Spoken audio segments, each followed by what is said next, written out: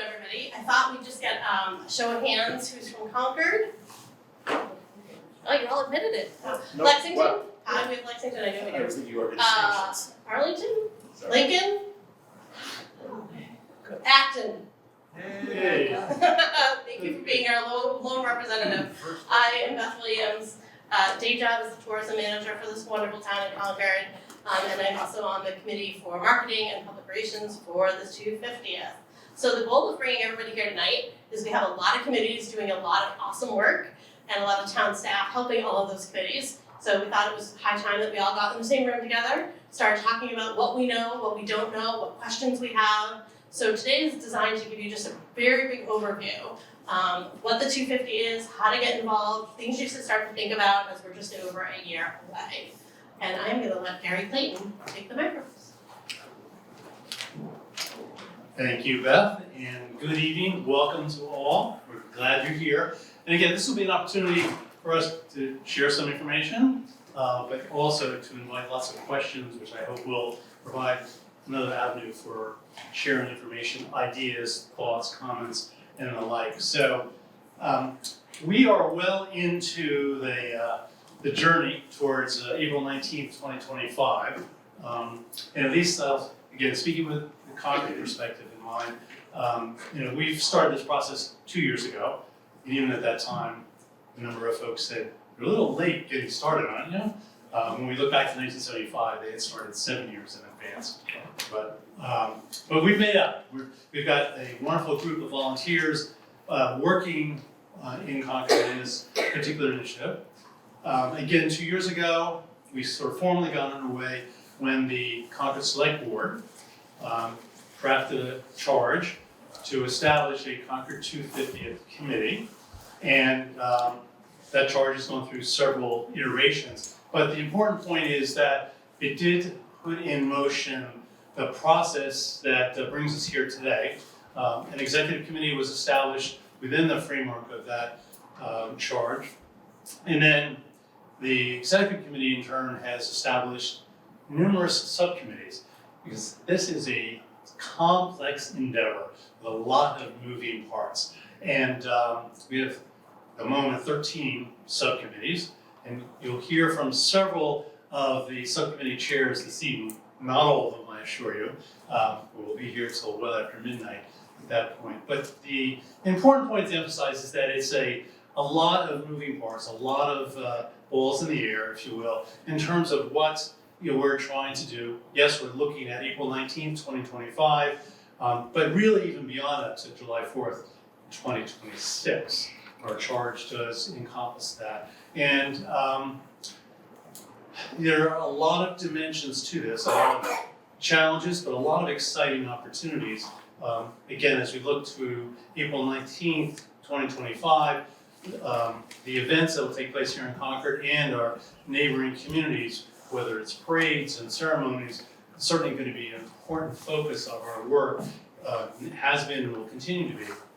But we're also excited about the opportunities for engaging the public, and when I say the public, I mean in the most broadest sense, school-age children, adults, visitors, and the like, in an array of programs that we're already actively providing and will continue to do so. And we're doing that, of course, in partnership with the National Park Service, who also is working on a similar timeframe that actually extends even beyond 2026. They're looking at a process that will extend for many years beyond that to the end of celebrating the end of the American Revolutionary War. But we are mindful that while we are focusing on our community, and I'm pleased and really thrilled by the idea that our focus also is very much done now in conjunction with our neighboring communities as well. But this is this is a national event that's coming up, this 250th anniversary of the beginning of the American Revolution. And so there have been a number of actions underway at the national level, and that's manifest in part by what our counterparts at the National Park Service are doing here in Concord, Lexington, Lincoln. And then of course at the state level, there's a growing level of activity and engagement at that point. And then, of course, here locally, again, working with the communities within the region. So there's a lot going on, a lot of different levels of government. Also very mindful of how important it is to be engaging the private sector in this matter, whether it be the for-profit enterprises, the nonprofit organizations, because we do expect a very, very large number of people visiting. And I've heard a whole range of estimates from 100,000, 200,000, 250,000. There's going to be a lot more people than typically show up on April 19th, as has been the case in past years. The past does offer some important points of interest in lessons for us. Again, looking at and talking about this from the Concord perspective, the celebration of the beginning of the American Revolution, the times and events to honor that date back to early 19th century. In 1875, at the Centennial, proved to be a major event for both Concord and Lexington. And then well into the 20th century, every 25 years there's been some form of major event activity that's taken place. And of course that brings us now to the 21st century, which is where we are with a lot of time and energy focused on that. So that's sort of an overview of where we've been, where we're going. Again, with the benefit of over 100 volunteers at this point in Concord, working on numerous subcommittees, reached out to the business community, which is why we're thrilled you're here with us this evening, because we're all partners in this journey. It's a complicated journey, but one with a lot of exciting opportunities. So we hope this evening proves productive and successful for all of us in sharing ideas, thoughts, and energy towards what we're looking to accomplish in April 2025. Let me, at this point, I want to introduce Joe Colombo, who's chair of our events subcommittee, and let him tell you a little bit about what we've been doing in that regard, and then we'll have several other speakers provide you with a little bit more background information. And I know we've got ample time on the agenda for a lot of Q&A, and we'll take it from there. Joe. Thank you, Gary. Thank you, everyone. And as Gary said, we have all these committees working on pieces, and he kind of ended with about 21st century, and that's the heart of what we're trying to do in terms of our the events we're staging. We really want to create an event that's worthy of the 21st century and that feels like the 21st century. And I know all of you in your work in business and working with customers, that's super important, right? How to make people feel welcome, how to make people feel included, how to make people feel it's a part of something. So I think as a committee, we worked over the years to, some of us have memories of 1975, and then we were live, we went to it, we heard about it, and so we had to do some real work to realize, no, we're not duplicating our hazy memory of 1975. It's good to know about what would happen, but we're trying to create something for today. So there's some elements in how we do this event planning. One of the things we're doing is making sure that at this time we're really talking about filling the story in of the untold stories, the people who were, when we talk about the American Revolution, we talk about early colonial America, and who are the people we didn't talk about in 1975, who are the stories we didn't mention. So making sure that's a part of it, and how we celebrate, how we talk about it, and what we celebrate.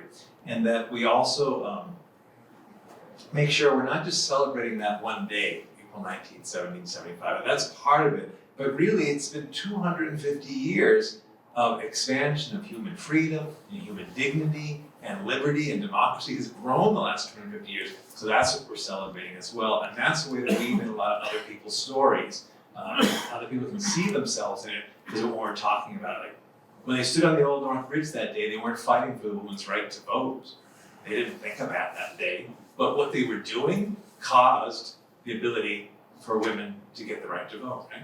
So helping people hear that story. So if we're celebrating, say, March 29th this year, that's the day Louisa Malafat, the first 12 women in Concord ever voted. Well, that's really a 250th story, because it's about the expansion of human freedom. When we talk about Ellen Garrison, for example, standing up in 1866 to fight for her rights, that's an extension. Her grandfather was at the Old North Bridge. That's a way of extending the 250 story. So that's sort of the kind of events we're trying to plan.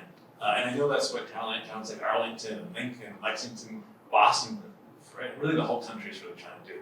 And I think the third part about what we're doing in events is involving community partners. These aren't events that we're all creating, these are just things we're partnering with. Sometimes it's just the library, the national park, and us that put the logo together, and it's something that we all can do together, whether it's here at the library, whether it's a walk at the Old North Bridge, whether it's an event the community committee is working on, so that these events should feel open, low cost, no cost. This should be like, we want people to come, we want people to come with their families, we want it to be easy access thing. We're not planning like huge events that cost $500 to get in, right? That's not what the 250 events are about. They're about things that are welcoming to families in our town and beyond our town. And I think when it's all said and done, what we hope is that people have the events they come to. If we ask them, what did you get out of Concord 250? We're hoping they say things like, well, it was super fun. We had a good time. It was interesting. I learned something that I didn't know before about American history in my country. And I'm super hopeful and optimistic about the next 250 years. Those are three things we really hope people get out of this, that it's a celebration of the past, it's an understanding of the present, and it's, wow, look what we've done in 250 years. Can you imagine what the next 250 is going to be like? It's what we hope, feel, and tone people get out of it. So these are very specific events, like we're trying to do a monthly event we've been doing since last April when we started with Ellen Garrison's birthday. This month we did a Patriot of Color walking tour that was for free to people. In March there's going to be 2 events around women's history. Every month there's at least one kind of small thing that we say is a Concord 250 event, so that people can get learned and exposed that, oh, it's not just that one day, it could happen like every month, it could be something. The Community Participation Committee is working with the high school to develop an essay. It is an essay competition for high school students as a way for them to get involved. The Arts Committee is working with folks in the art community to find some ways to, whether it's through music or through art, to celebrate the 250 through that. So that people in town, our hope is they see a lot of ways to get themselves into it. On the day of April 19th, 2025, it'll be a full day of programming from the dawn salute that starts at dawn at the Old North Bridge to a parade that kicks off at 8:30. And it's, we do the parade every year, but this is going to be a little different, right? It's bigger, it's what was that old song? Bigger, faster, stronger. It's a bigger parade, there's more people in it, they're getting better units, it's going to have a longer route. It'll be really something impressive. The bridge ceremony will be a little bigger than usual. We're inviting lots of dignitaries that we hope will come, so that people really feel like, wow, this isn't just any old April 19th, this is something special.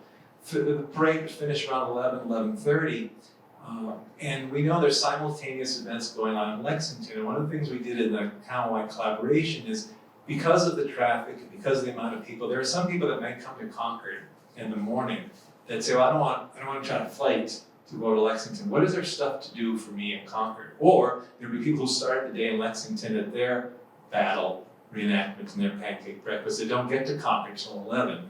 What's there to do in the afternoon? So we're trying to plan more activities for the afternoon so that folks get lunch, grab something to eat. There could be hopefully a dedication of a new permanent memorial. There might be something at the right tavern. And one of the things we're super excited about is we're trying to plan a kind of Freedom Fest 25, sort of a family-friendly music festival starting about 4 in the afternoon somewhere at an outdoor venue in Concord that ends around twilight with some kind of a light show, drone show, something like that. And we've got some interest in some sponsors, and we're just starting to work on that. But that's an example of making it a full day in Concord. I thought that might be helpful to you from things you might be thinking of. So that's sort of the big, very overview, big picture of some of the way we're approaching events. And I thought I'd just pause for a minute. Are there any things that I should add that I didn't add, or any questions people have for clarification or whatnot? Yes, ma'am. Are the ceremonies going to be actually on Saturday the 19th, or will they be on Monday? Everything, that's a good question. This, you know how Patriots Day floats now in Massachusetts, but this, in 2025, our celebration of Patriots Day will be on April 19th, the Saturday. 2 reasons. One, hey, that's the real date, but the bigger reason is that Monday is the state's celebration of Patriots Day, and that's Marathon Monday. And with the amount of, and Fred will talk about this more, with the amount of security resources necessary in the state, we were strongly advised do everything on the Saturday. And Lexington's doing the same thing, and Lincoln and Arlington will not. There's another question that's there. Joe, yes? The website? So these 2 lovely panels over here, we're trying to do our branding and show you, like, this gives you a visual of what we think Concord's 250 celebration is going to look like. The QR code and the website's right on here is Concord250.org. So if you ever want to know, like, what's going on? Is there a calendar? Where can I see all the Joe he blacked down? What were the events? To Concord250.org. There's a calendar, there's a list of events, and as things get added, that's the place to go. So if random people come into you and say, where do I find out more? Concord250.org. Everything you need to know, Concord250.org. And we have a new team, Polly and her colleague are going to be our internal social media for Concord. So you're going to see a lot more social media on Facebook, Twitter, Instagram, some YouTube videos, so that more and more of this message gets out for a wide range. We appreciate that help. Any other questions? I have one more. On the website, will there be information available for retailers or businesses to check in with what's going on with that? Not just event promo things. I would think so. It's not my understanding of how we do it. What's an example of something you might like to have, and that would be helpful for us to know? So if it's a retail looking to see what's going to happen on a weekend that they could participate in, or what are really the hours that the streets will be closed, Yes. I think when we get closer with that, those kind of details, absolutely, it's gonna have to be there. There might be some internal back end for you that might be separate. So you get more, because you might want to get more detailed information than the average visitor. Right, and I'm thinking of it more, we're gonna put this on the chamber site. Yeah. So people can constantly check into it. Okay. Do you have a comment or question? No? No, I'm on the same vein. Oh, okay. Because we're gonna need to, the more you tell us tonight what you need, the better we're able to create it. So we go think of things that we certainly don't think of. All right, so I'm gonna be here, and if there are other questions that come up, I'm gonna turn it over to my colleague Beth, who's gonna talk a little bit about the work with IMA and merchandise, and a lot of fun stuff. On communication, there is a sign-up sheet at the door. We are gonna be starting a Concord250 email newsletter that is geared to businesses only. So that if we have your name, you're gonna be on that list, and we will be sending that out as often as we can with information on parking and shuttles and street closures and all of that. So if we don't have your email, please don't leave without putting it on there. So the IMA, so we have, between the 4 towns of Arlington, Lincoln, Lexington, and Concord, we've signed an intermunicipal agreement. What that means is the 4 towns came together for a joint cause of 250. And rather than trying to duplicate each other's resources, we're working together as a team. So the intermunicipal agreement is $200,000, $500,000 put in from each of the 4 towns. And the IMA, sorry. God, this is giving me a microphone, I'm telling you. Yeah, thank you. So each of the 4 towns has 2 representatives on the IMA committee, and Concord is the lead for procurement, so our procurement director is on there.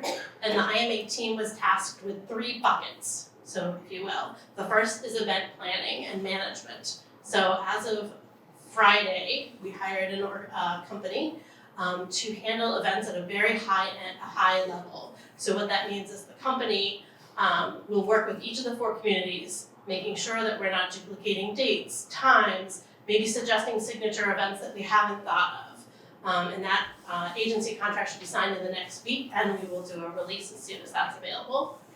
The second pot is transportation, which I know is on everybody's mind, and I will tell you, it is a very big nut to crack. It is very complicated, and that is the next big tackle for us as an IMA committee, is to look at what do we need. Do we need an organization to help us organize transportation? We have school buses, school kids to keep in mind, employees that need to get to work.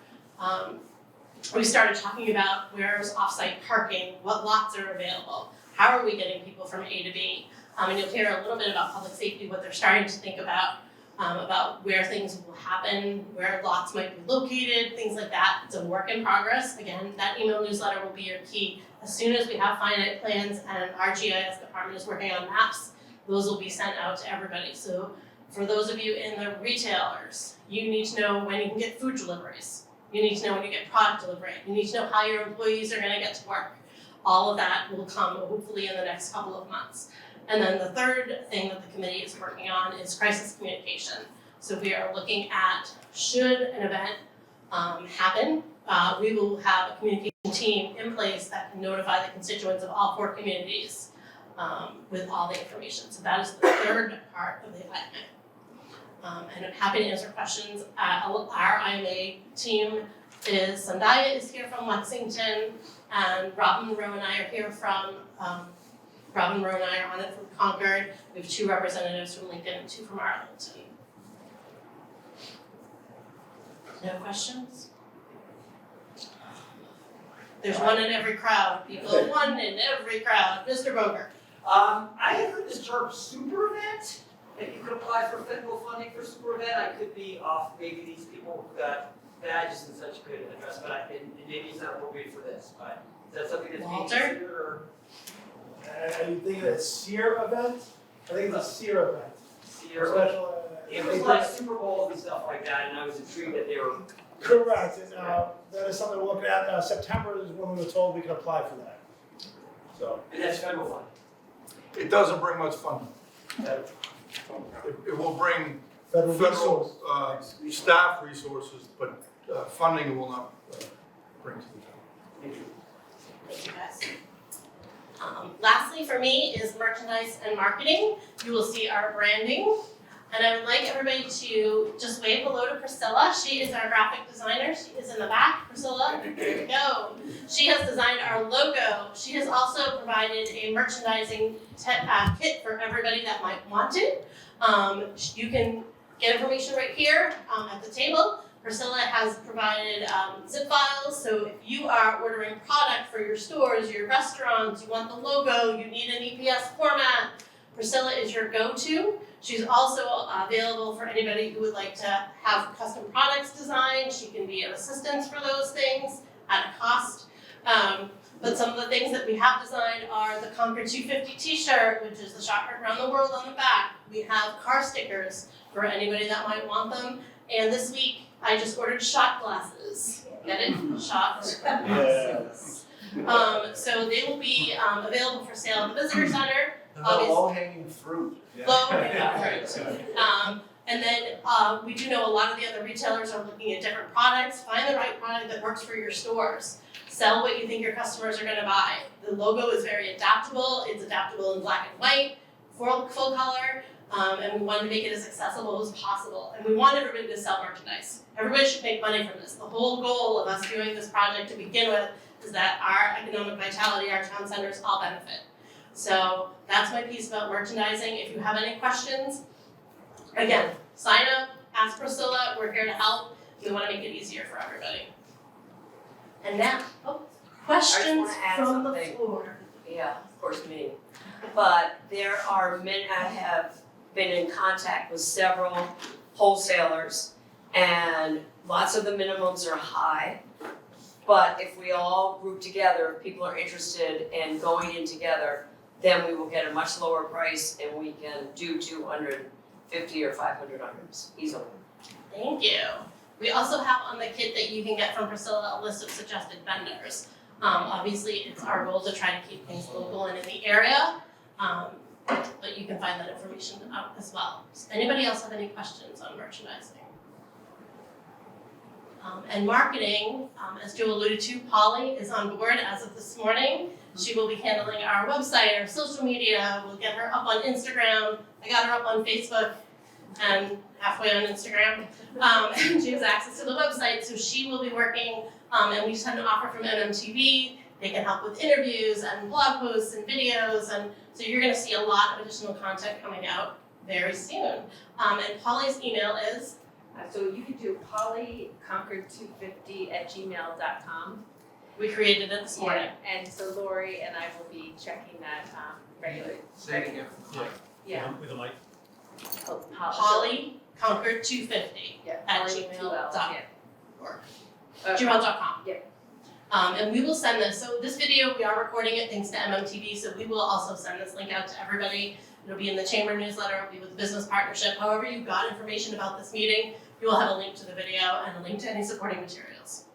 And that email, just to clarify, is for people to send information about events or things that are going on in conjunction with Concord250. Correct. So And Polly will be going to all the committee meetings, or as many as she can, collecting information. As Joe mentioned, the calendar is live, but it is thin right now, so the more we get up there, the more robust of a celebration we'll be having. I would like to ask Melanie to come up next. For those of you who do not know, Melanie Tanin is our health director. Thank you. I'll go first. Thank you so much. I don't have too much extra to add. We had a food business meeting in January, and I wanted to make sure the questions that came, kind of surprised me about a lot of questions about the details, came from the food businesses. So some things that have already been voiced by Marie here tonight, but the who, what, where, parking, logistics, closure, what can we do, how can we participate, how can we make, and my response was, well, let's make money. So I think what I am looking to connect with an FAQ, with the committees, is to, and the Beth has agreed to start a email chain, is to make sure all the food businesses and all retailers are connected to the plans. Because right now I think they feel a little bit in the dark, and get them on board and understand what's going on. So that I wanted to just voice that tonight, that there is definitely interest in that from the food business community, and make sure I can, some people's questions are answered, and then we can create some kind of document that's specific for those types of retailers, because there will be possibly, it sounds like, some limitations on what their normal business is for certain dates.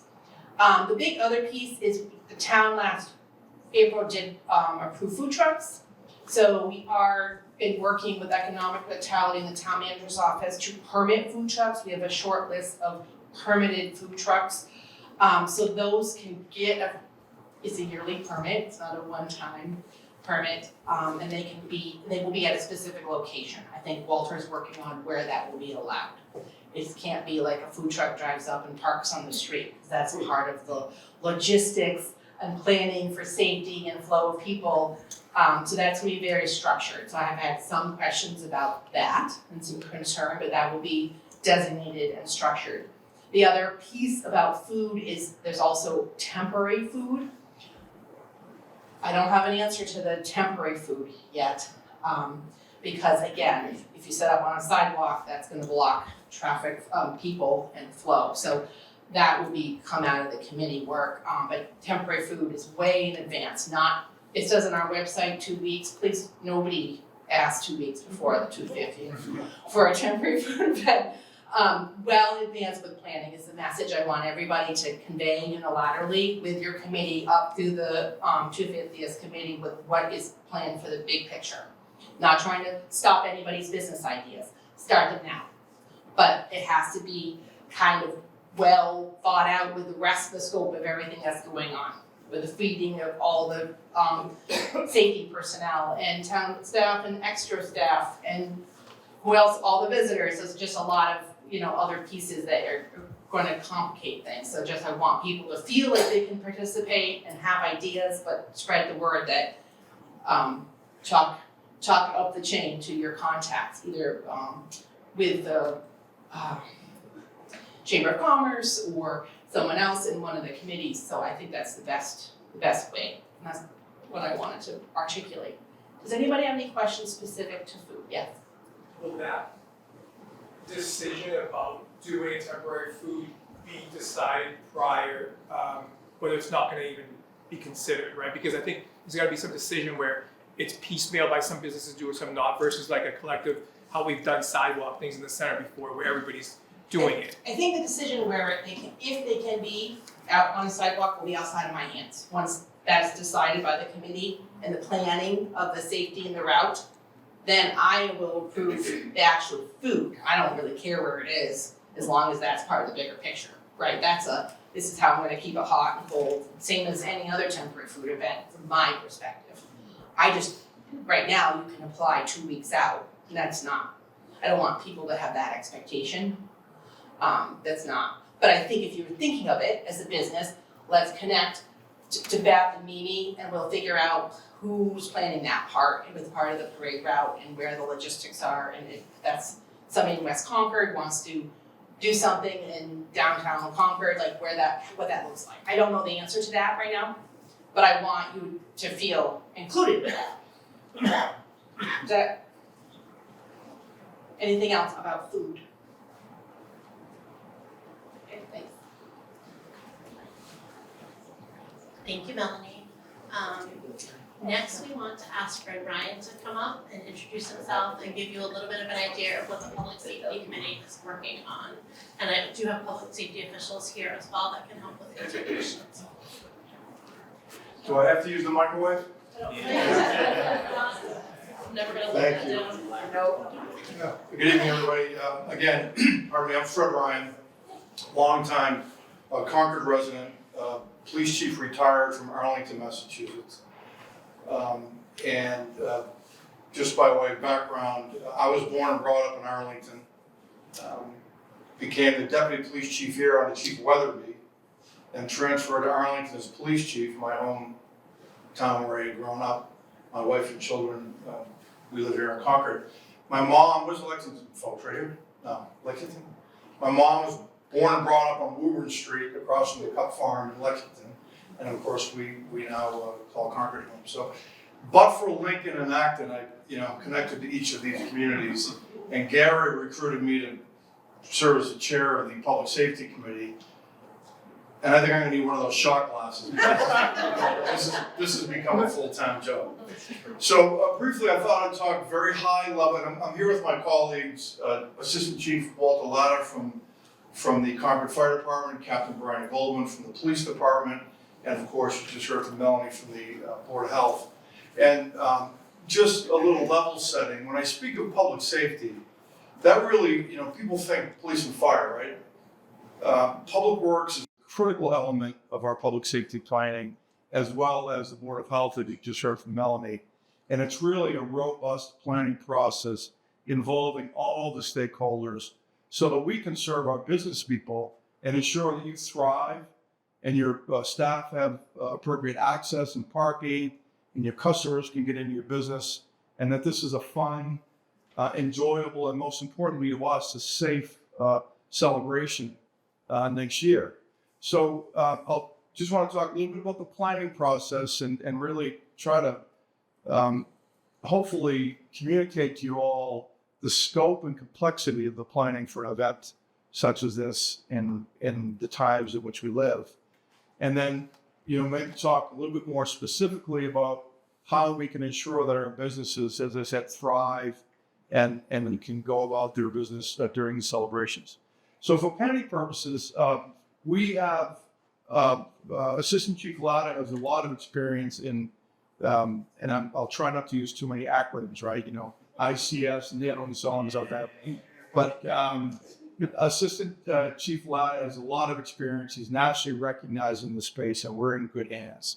It really, gives me a lot of reassurance that we have that subject matter expertise right here in town. He's partnered with Captain Goldman.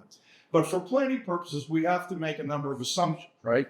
We have to assume that this is going to be a major national event, potentially international event with, potentially international dignitaries. And we have to then plan for that. And the plan has to be flexible and able to be scaled up as we gather information to get closer from our federal partners. Our police chief is already connected with the FBI and other intelligence forces so that we can lawfully, constitutionally receive information leading up to our events and plan and adjust accordingly, right? So if you think about a plan that's scalable, we almost have to take the worst case scenario, build the plan, and then build in flexibilities to back off in terms of resources and so forth.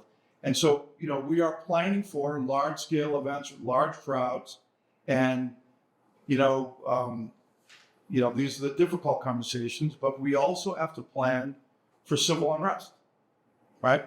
We don't know what the elections will bring. We don't know what the political climate will be. And so, when you plan for civil unrest, it's usually not the protesters that are the problem. Protesters usually apply for permits, they'll go to the National Park Service, they'll to the town of Concord and they'll work with our public safety officials.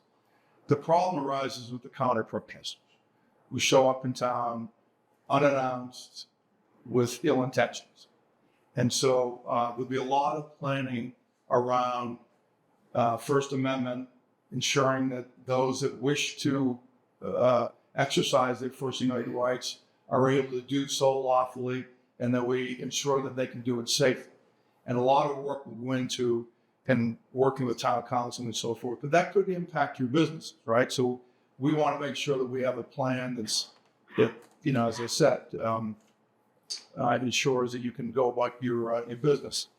And just, to give folks sort of a really high level overview of what it is we're talking about. Sorry, I'm trying to.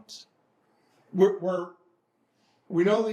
know that the marathon's on Monday, right? So we're competing for resources.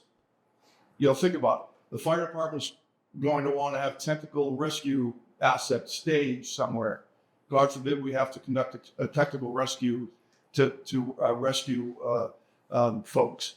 The police department's going to want to have SWAT and bomb techs. And if you think of all of the resources necessary for a major event, all of those resources will be deployed, the very same resources will be deployed on Monday to all the communities that run the linear event of the Boston Marathon. So in order to manage that, we've already begun working with MEMA, the Massachusetts Emergency Management Agency, and their lead person there who does the planning for the marathon. So what's going on for April of 2025, very different than what happens every year in terms of the Boston Marathon. We are embedded in the planning process.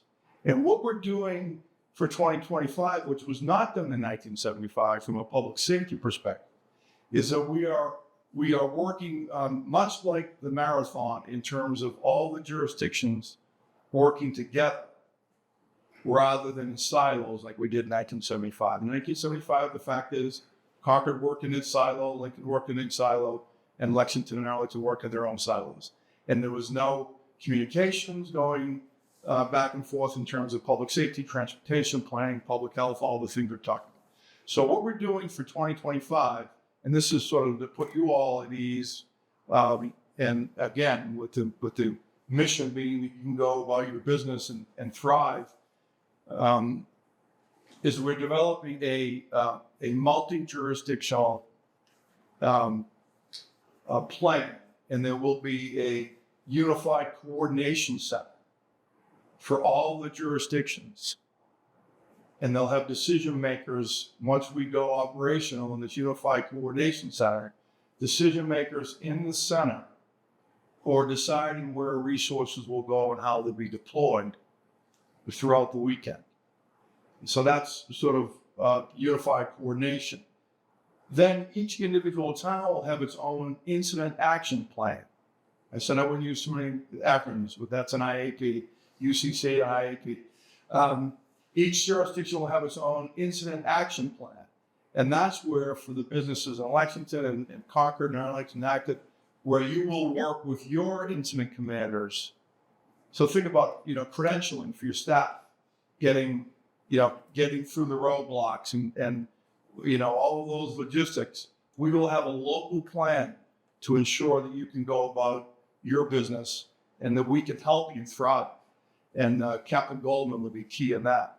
But for purposes of planning, I really think it's important to communicate the scope and complexity of the plan. So we are just now ramping up public safety work groups. And again, remember, public safety is public works, public health, police, fire, and others. So the work groups will be a communications work, right?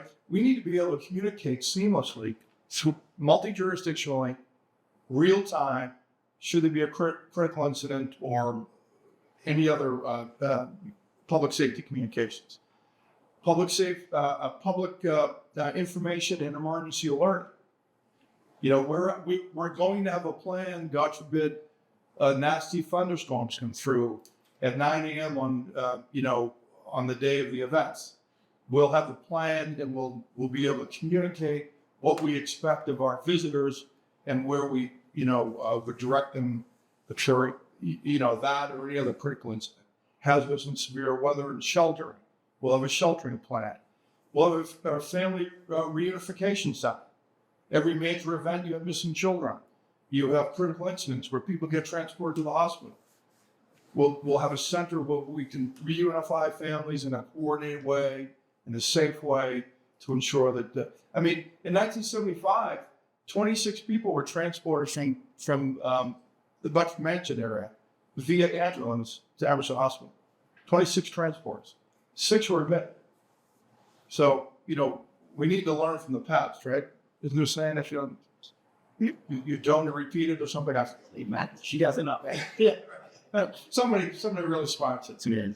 The Unified Coordination Center that I mentioned, we'll have the law enforcement planning group. That's really crowd control, parking, traffic, all, and you think,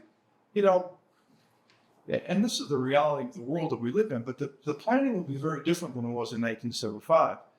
Our public works partners will be parking very large pieces of equipment full of sand at strategic locations to prevent vehicular assaults, right? These are the things that we're thinking about right now. And these are the work groups that I'm going through here that every one of these work groups is developing its own plans. We have a public safety, Gantt chart planning timeline leading us right up to the events. And as Chief Ladin has said, one of the most critical work groups will be the intelligence work group, which our police chief and fire chief are actively engaged in. We receive, there's a state that's known as a fusion center. It's the Commonwealth Fusion Center. Little pet peeve of mine, so we'll call it State Police Fusion Center. No, this is the Commonwealth Fusion Center that all law enforcement agencies are participants of. And in a very lawful, constitutional way, they receive publicly facing information, analyze the information, and then provide resources to law enforcement agencies and public safety agencies. So as we get closer to the event, for any of the unforeseen, as I said, political environment and other risks and hazards that might present us, be presented to us, and we can scale up or scale down. One thing the police chief and the fire chief feel very strongly about, and I agree, is we don't want this event to feel over-policed. We don't want the National Guard every 10 feet, right? So we're sensitive to that, and our police chief is very sensitive to that, but he's also, very focused on ensuring that, we prevent whatever it is that we can prevent, and that we help our business people conduct their business, avoid any, from shoplifting on up to, all the other sort of challenges that we might have. Did I miss everything, Gary? It was just, again, communications. And I think in the case of Concord Center, their cell phone connections are sketchy. Yeah. Is there added steps that we're contemplating? How might that affect business community, et cetera? Because if you have 50,000, 100,000 people in town, everybody's on their cell phone. And Yeah. Anyway. Yeah, we get a little selfish when it comes to that, Gary. We want to ensure that we can communicate. So we'll bring in FirstNet. You may or may not have heard of FirstNet, but post 9/11, FirstNet was stood up nationally to preserve cell space for public safety for events such as this. In fact, Sheriff Katusian, the Middlesex County Sheriff, is on the FirstNet board. He and I have already spoken.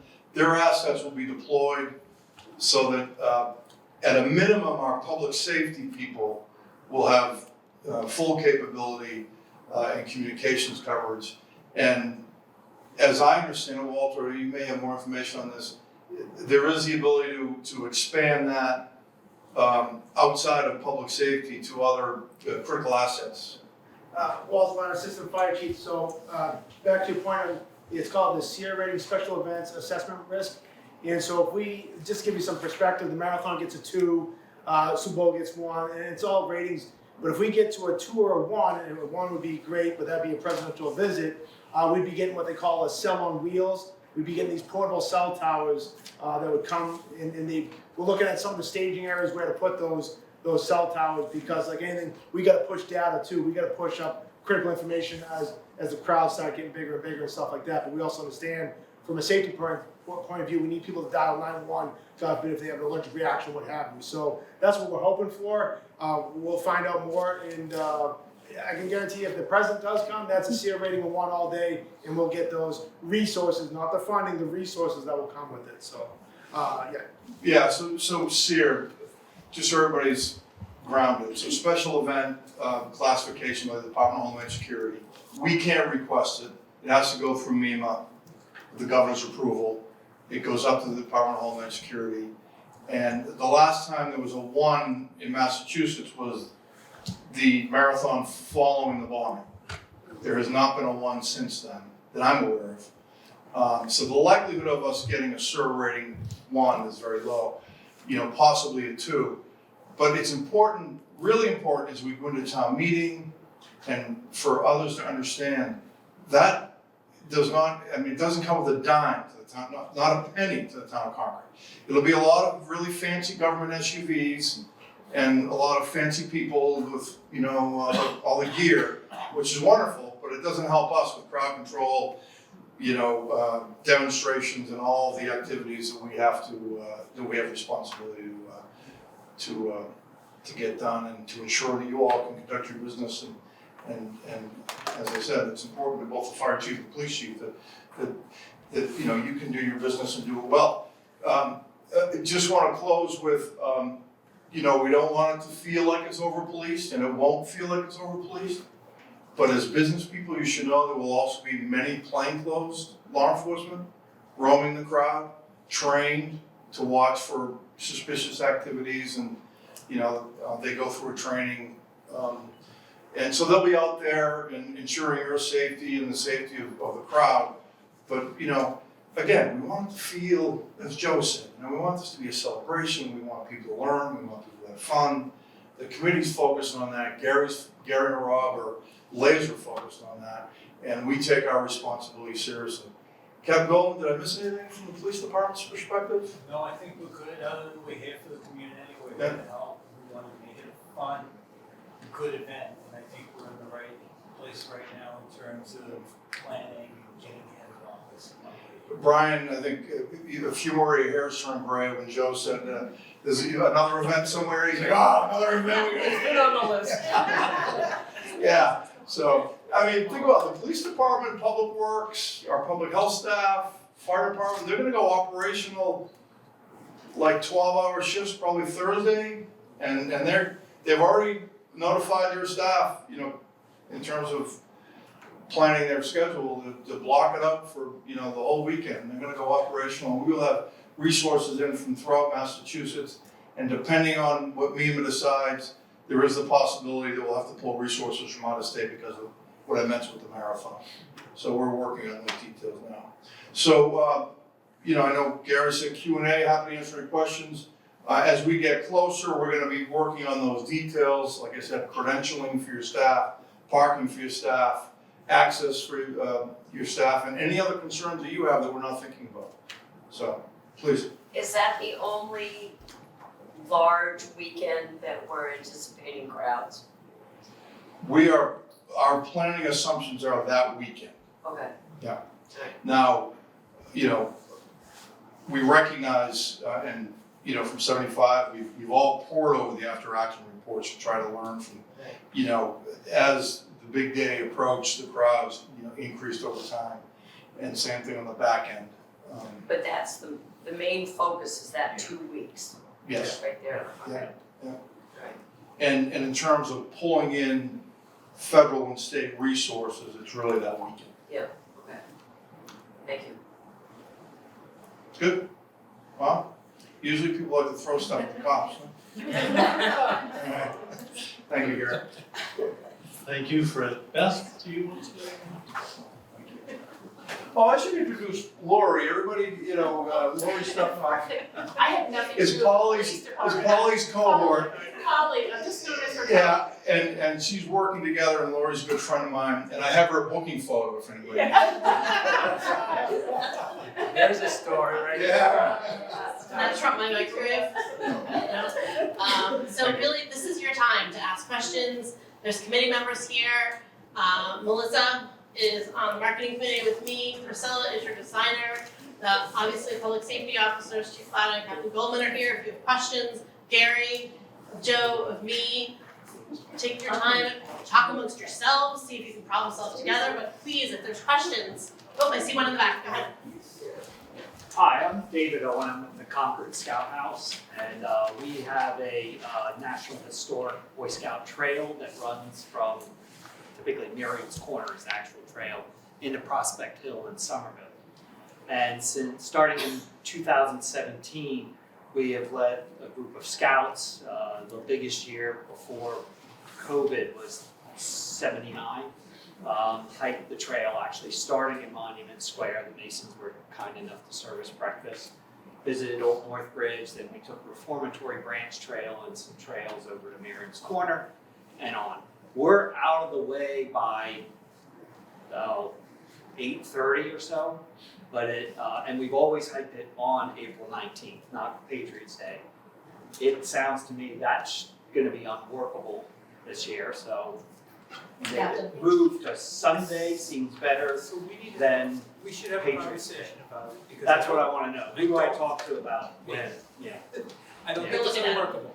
I really don't think it's unworkable, but we just need to do a little planning around it. Okay. Figure out where we're going to put you, having park, and kind of get you in there.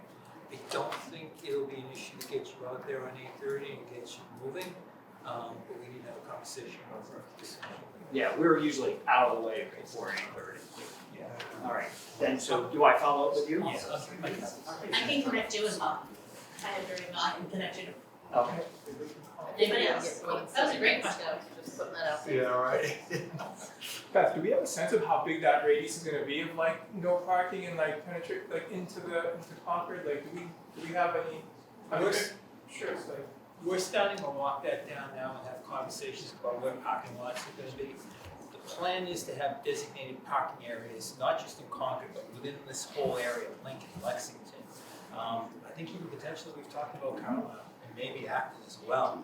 So the idea is that there will be advertised designated parking areas with shuttle buses that will bring people into the downtown area. So the parking in the downtown area will be limited. That's the idea, that's the goal. We just have to kind of walk down those places at some point, sooner. And you think of it in circumferences, Yeah. so right around town, inner perimeter, what we call hot zone, is locked down tight. Go, one circumference out, be a little bit greater access, further out, wider access. But that hot zone will be locked down And tight. just, yeah, that's what I'm kind of curious of, that hot zone, is that like a mile radius, is it a half mile, is it a quarter mile? It'll I'm just curious be about- related to the parade route, because we're worried about vehicular assaults.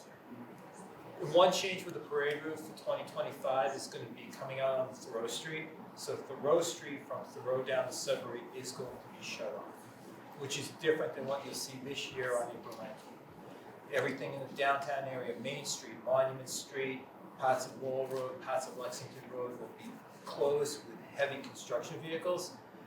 In 2025, that's going to open up a little bit. We have to take into account for the parade coming down Thoreau Street and Sudbury Road. Andrew? Oh, speaking of the parade in 2025, for those who do participate in the parade, and it sounds like it's going to be even bigger than ever, how are all those people going to get into starting the parade route? I mean, we're going to have to start from, Cambridge and head in We're there? gonna have designated areas for people to park, for the parade participants to go. Again, we're gonna identify them when they come in, and we're gonna say, you go here. Predominantly, it's gonna be alcohol. But we're also gonna take up a lot of that area for parking, for staging the resources for the parade, lining everything up, getting everything to move. The goal is to give the parade the space to do what they need to do and not be impaired by traffic or other restrictions. And there'll be multiple staging areas. Public safety, probably high school. And parade participants, I don't know about right now. Anybody else? No? Well, then, please, make sure we have your email. Step number 1. 2, make sure you stay in touch with us. Reach out to Polly if you have events. Reach out to the executive committee if you have questions about organizing. If you are interested in helping a committee, we need more volunteers. We're gonna need a lot of volunteers. We already have a lot, we need more. There will never be a shortage of work to be done. So, and the idea is that we will try to repeat this type of meeting on a regular basis, maybe quarterly, to keep everybody updated.